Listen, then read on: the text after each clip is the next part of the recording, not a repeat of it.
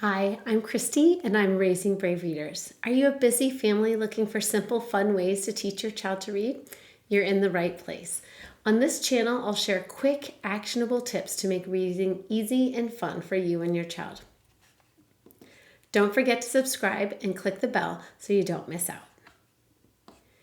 So often families invest their energy teaching their child the names of the letters. It makes sense. That's what we remember. When we read, we actually read by listening to the sounds, not using the letter names. So think of our alphabet like a code made from sounds. So by starting with sounds, you're teaching your child to focus on listening very carefully. And this focus on sounds helps them to really listen for the sounds and words, which is the foundation of reading. So when we teach a child to listen for sounds, we want to start with the first sound in a word because it's the easiest to hear. Eventually, we'll listen for all of the sounds in the word, but focusing on the first sound is a great way to start.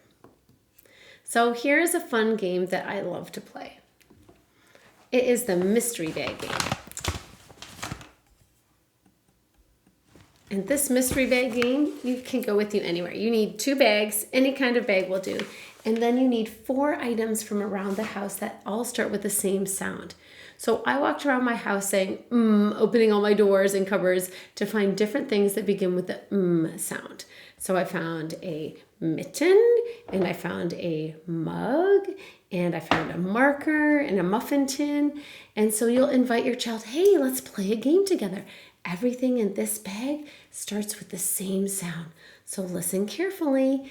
Take something out. Ooh, I have a marker. Marker starts with the sound. It's your turn. And your child takes out the mitten. Ooh, what do you have? Mitten. What is the first sound in mitten? That's right. Is the first sound in mitten. Now your child takes out a mug and calls it a cup. So you're going to gently teach. This is a mug because we drink hot liquids in a mug. Can you say mug? What's the first sound in the word mug? That's right. Mug. It starts with the sound. So keep the game short and sweet so they and you will want to play again.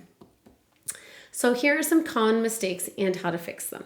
The first mistake is to repeat the sound. So we would often hear kids go tiger, but then what happens is they say Tom took when they're reading a sentence. So instead of repeating the sound, try saying the sound a little louder.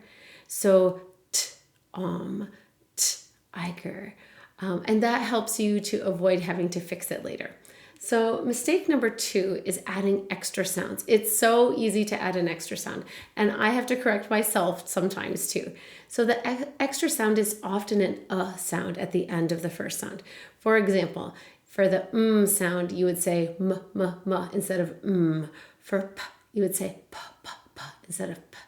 So instead, keep your sounds nice and clean. Say for moose, p for pig.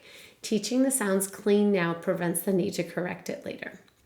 So remember, focus on learning the letter sounds, not the letter names. Start with the first sound and keep the sounds smooth and clean. Have fun. Keep your game short and sweet and playful. If you found this helpful, please like the video, subscribe, and share a comment. Please be sure to download my free game, Listening for Sounds. The link will be in the description.